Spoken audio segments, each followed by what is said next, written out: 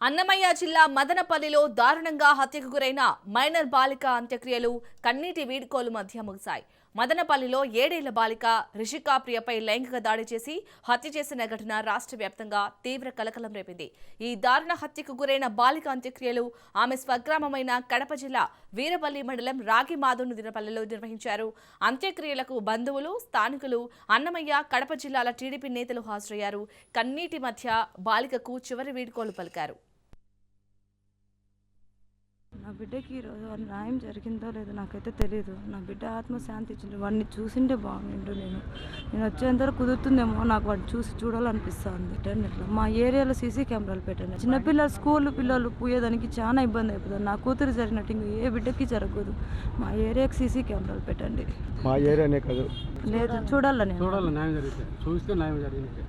ముందు ఇంకా ముందుకి ఇలాంటిది జరగకుండా చూసుకోవాలని నన్ను కోరుకుంటున్నాను. సార్, ఎస్ఐ సార్, మొత్తం డిపార్ట్మెంట్లు, మినిస్టర్ మేడం, ఎమ్మెల్యే సార్ని, పవన్ కళ్యాణ్ సార్ని అందరినీ కోరుకుంటున్నాను. లోకేష్ సార్ని, చంద్రబాబు సార్ అందరినీ కోరుకుంటున్నాను. ఇలాంటి గంజాయి అనేది ఒక మదనపల్లి, నీరుగుట్టపల్లి ఎక్కువ అయిపోయింది.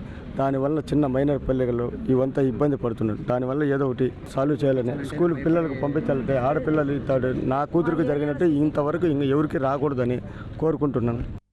నిన్న జరిగిన సంఘటన చాలా బాధాకరం. రాష్ట్రంలోనే సంచలనం రేకెత్తింది. ప్రభుత్వం మహిళల రక్షణ పట్ల ఎన్నో చర్యలు చేపడుతున్నాం, ఎన్నో చట్టాలు పెట్టామని ప్రగల్భాలు పలుకుతుంది, కానీ ఎక్కడ రాష్ట్రంలో న్యాయం జరగట్లేదు. ప్రభుత్వం ఇప్పటికైనా ఇలాంటి కఠిన శిక్షలు జరిగినప్పుడు తొందరగా నిందితులపైన చర్యలు తీసుకుంటే భవిష్యత్తులో ఇలాంటి సంఘటనలు జరగవు. అయినా ఇప్పుడు అతను నిందితుడు సూసైడ్ చేసుకునే వార్తలు ఇప్పుడిప్పుడే వినపడుతున్నాయి. ఈ సంఘటన చాలా బాధాకరము. అతను ఆ పాప వాళ్ళ తండ్రి వచ్చి గోపీనాథ్, వీరపల్లె మండలము, రాగిమందినపల్లె, జీవనాధారం కోసం మదనపల్లి నీరుగుట్టు వారి పల్లెకి పోయేసి చేనేత కార్మికుడిగా ఉన్నాడు. ఇక్కడంతా లేక ఈ పాప మృతి చాలా బాధాకరము. అంత పాశవికంగా చంపడం అనేది చాలా ఎందుకు ఇట్లా జరుగుతుంది ఈ సమాజంలో.